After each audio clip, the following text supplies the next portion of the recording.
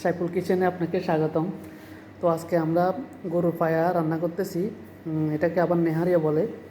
তো আজকে এখানে কি কি উপকরণ দেওয়া হয়েছে এখন সাইফুল কিচেনের সাইফুল ভাই আমাদেরকে বলবে। হ্যাঁ মামা, এখানে কি কি দেওয়া হয়েছে? এখানে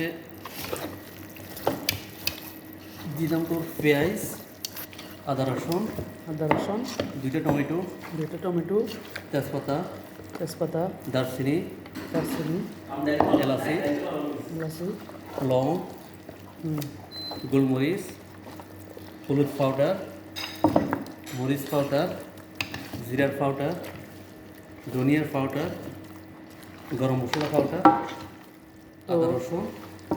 আসলে এখানে সব কিছুই দেওয়া হয়েছে, সব কিছু দেওয়া হয়েছে। এগুলো এখন দেখেন মিক্স করতেছে, মিক্স অয়েল যেটাকে আমরা বলি। এরপরে এগুলো পাকানি হবে।